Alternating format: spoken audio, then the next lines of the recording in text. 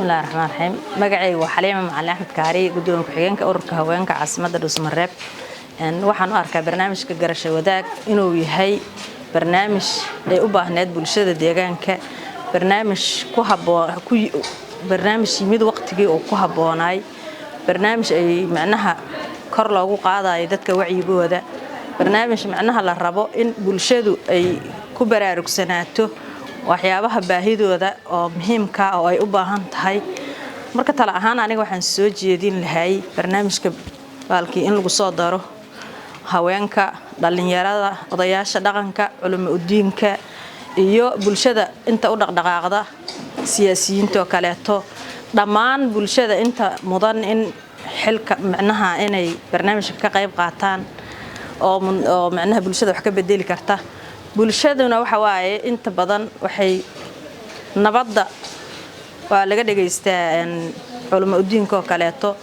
odayaasha dhaqanku in badan xarga way soo hayeen maadaama ay 30 sano oo dib u dhaca dalkeena Soomaaliya oo ku dhacay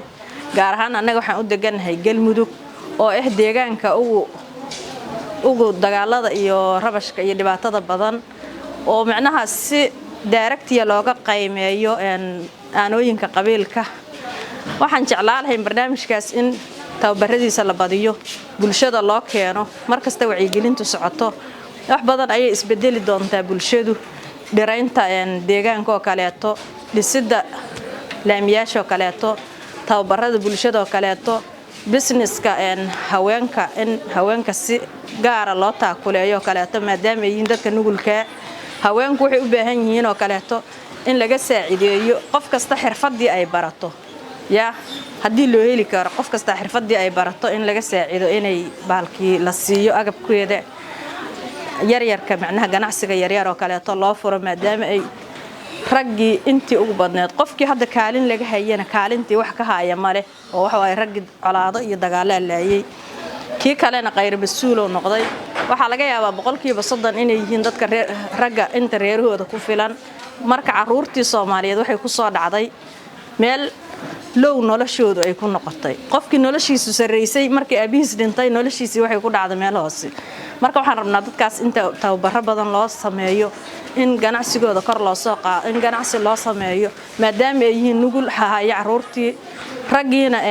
mas'uuliyadda kii hayeen oo dagaal iyo dhibaatooyin ku dhimanayo meel shabaab u taagan meel aan qabiil u taagantaa meel ay u taagan tahay dilal kaleeto iska dhibaatooyin waxaan anagu inta lahaan waxaan ku dari lahay horumarka deegaanka Galmudug macnaha nabadaynta haday noqoto sheeg dib u heshiisiinta kaleeto haday noqoto bulshada dhamaan in laga dhaadhacsiiyo una istaagan loona tababaro dadkana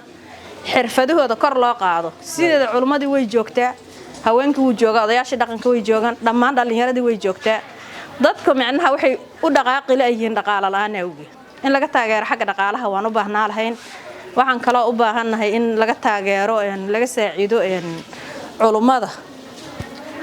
wacyigelinta markay ku jirto ama nabadayn ha noqoto ama ha noqoto